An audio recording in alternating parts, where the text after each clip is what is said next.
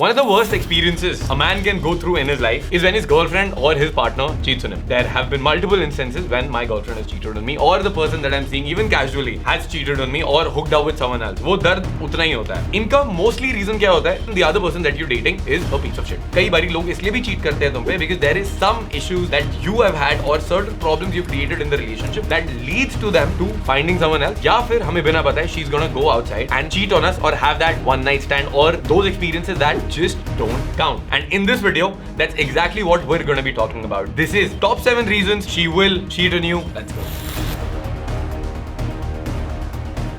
यार सबसे पहले जो मेन रीजन होता है that women cheat on us is insecurity and jealousy. इसका ये मतलब नहीं कि लड़की इनसिक्योर या जेलस है. इसका ये मतलब है कि whenever we get a girl, we become very jealous, very insecure and very possessive. हमें इतना ज्यादा फर्क पड़ने लग जाता है कि we don't let her live a life. We're like तुम बाहर क्यों जा रहे हो, इधर क्यों जा रहे हो, उसके साथ क्यों जा रहे हो, क्या कर रहे हो, तुम कहाँ थे, कॉल करा, दिन में 10 फोन करा, एक बार फोन नहीं उठाया, दोबारा कॉल करा, टेक्स्ट से रिप्लाई नहीं, फिर से कॉल करा. So all of this jealousy shows his insecurity. अगर ऐसा है कि तुम एक बंदी को डेट कर रहे हो जो तुम्हें लगता है तुम्हारे औकात के बाहर है या वो बंदी बहुत ही ज्यादा हॉट है, your jealousy वाला बिहेवियर या your insecurity वाला behaviour will make her feel that one, you do not trust her, and two, तुम्हें लगता है कि तुम इतने अच्छे बंदे हो ही नहीं, you have no value, that a girl will cheat on you. Another thing that can happen is she can think यार ये बंदा इतना insecure है क्योंकि पक्का इसके ऊपर किसी बंदी ने पहले चीट करा होगा. अब उस बंदी ने इसके ऊपर चीट करा होगा, there must be quite, which means this person is not valuable at all. So insecurity and jealousy is a very low value behavior. It's a low value trait जो तुम्हें अपनी लाइफ में करना नहीं चाहिए. Number 2, जब हम शुरू में बंदी को डेट करना स्टार्ट करते हैं या डेटिंग के पहले वाला पोर्शन होता है जब we're working on ourselves. हम बाहर जा रहे हैं, जिम जा रहे हैं, हम लड़कियों से मिल रहे हैं, we're going on dates, we're working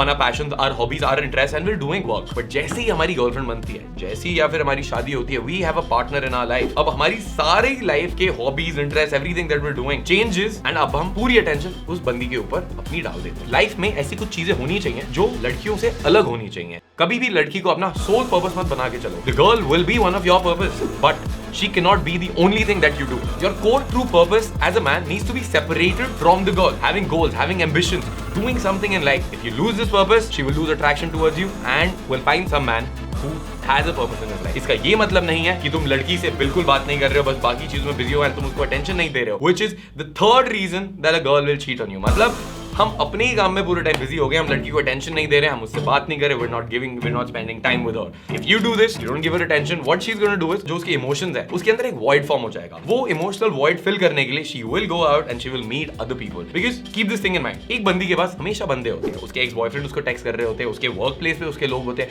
Instagram पे लौंडे पीछे पड़े रहते हैं. It does not mean कि उसको तुम पे चीट करना है, but if you do not give her the emotional validation, the emotional attention, then she will get it somewhere else. And it's just a matter of time कि थोड़े time बाद वो कहीं और इमोशनली ज्यादा हो जाएगी. इमोशनल इन्वॉल्वमेंट के बाद फिजिकल इन्वॉल्वमेंट होता है and she'll end up cheating on you. Maybe she will leave you for that guy or she will tell you that I'm so sorry I cheated on you but I want to come back to you. Relationships में communication and investment हमेशा रहता है. You want to invest in your girlfriend, you want to invest time and everything and she will invest back in you. Think of it this way, तुमने बहुत amazing से एक पौधा खरीदा अपने घर पे रखने के लिए. अब अगर उस 10 दिन हम उस पौधे को पानी नहीं डालेंगे तो वो खराब हो जाएगा, वो मर जाएगा. This is the same thing that happens in your relationship. Couple of rules जो मैंने अपनी लाइफ में इंप्लीमेंट करे हैं और जो मुझे बहुत ही ज्यादा हेल्प करते हैं इस ट्रैप में फंसने से. Number 1, कि यार मैं सुबह सुबह फोन पे बात करता हूँ अपनी गर्लफ्रेंड से. सोने के पहले again I make sure that I have a conversation with my girlfriend. Number 2, I make sure कि मैं हफ्ते में कम से कम 2 से 3 बार अपनी गर्लफ्रेंड से मिल रहा हूँ. एंड फाइनली नंबर 3 इज जो भी ओकेजन्स आती है, बर्थडेज आते हैं, वैलेंटाइंस डे आते हैं, जो भी चीजें आती है मैं तब गिफ्ट्स लेके आता हूँ. Like a small gesture that makes a think यार हाँ मैं केयर करता हूँ उसके बारे में. I am not taking her for granted. At any point in time you take a girl for granted, she is gonna feel the void in her life. और कई बार वो ट्राई करेगी बट बहुत नेचुरल है किसी के लिए किसी और से बात करना और वहां पे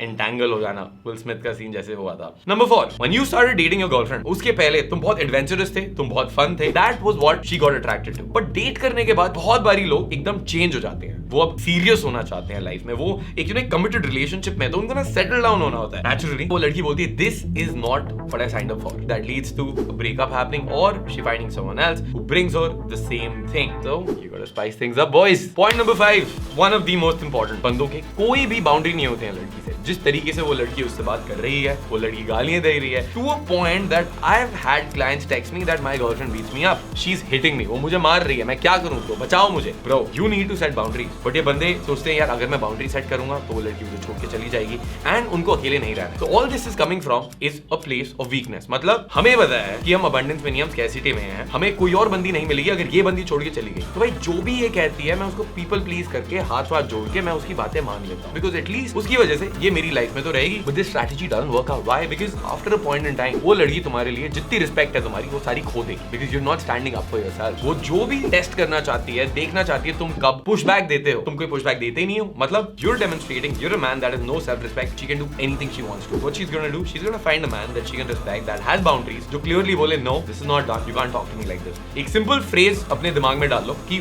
what you tolerate is what you're going to get. तो अगर कुछ भी चीजें तुम्हारी लाइफ में हो रही हैं, that's what you're tolerating from your friends, from your family, from your partner. जहाँ पे तुम बाउंड्री सेट करोगे, वहाँ पे you're standing up for yourself, and वहाँ पे you saying that this is what's acceptable in my life and this is what's not acceptable, and you'll see your life changing slow and steady. काफी difficult transformation रहता है, but boundary set करना you need to learn as a man. Point number 6. अभी हमने ना number 1 point में बात करा था कि बंदे बहुत jealous और बहुत possessive और insecure हो जाते हैं, तो वो turn off होता ही होता है. अब इसके diametrically opposite चीज एकदम ही परे है जो, वो भी बहुत बड़ा turn off होता है. मतलब बिल्कुल भी केयर करना ही नहीं कि बंदी क्या कर रही है तुम्हारी, possessive होना ही नहीं. Which means if she is going out at night with 6 dudes getting drunk all night, drugged up, smoking up, whatever, you don't care at all. Where she is in the day, where she is in the night, you don't care at all. If she wants to meet a guy at 11 in the night, वो तुम्हारे साथ बैठी हुई है, phone आता है, hey, you want to hang out, and she goes to his place. उसको अपने ex boyfriend से मिलना है, वो वहाँ पे भी जा रही है. Anything that she is doing, तुम्हें फर्क ही नहीं पड़ रहा, because you're like, I trust this girl, it's all cool.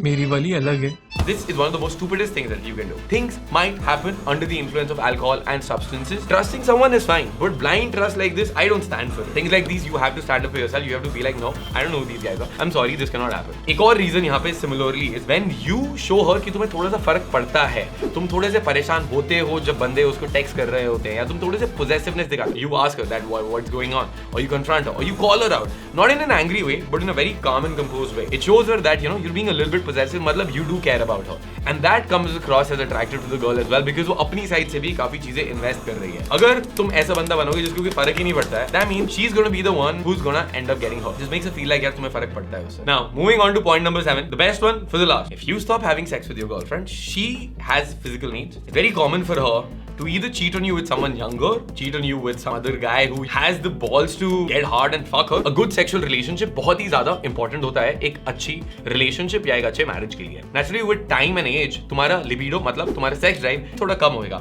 At the same time लड़कियों की साइड से भी उनका भी sex drive थोड़ा कम होता है.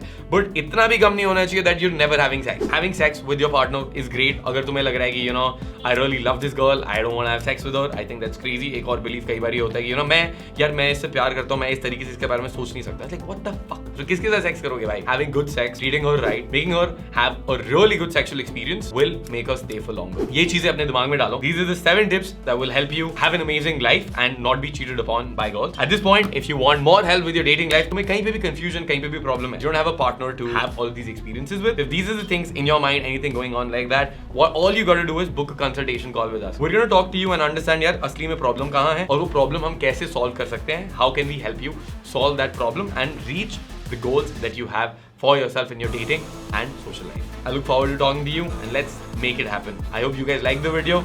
This is Kshitij signing off from Ant-Man Lifestyle. I'm the CEO and founder here at Ant-Man Lifestyle. अगर तुम पहली बार ही देख रहे हो तो here we're a dating coaching company on a mission to help 1 crore Indian men date the girl of their dreams. Hope you liked the video. Make sure you hit the subscribe button, spank it, smash it, demolish it. And I'll see you in the next video.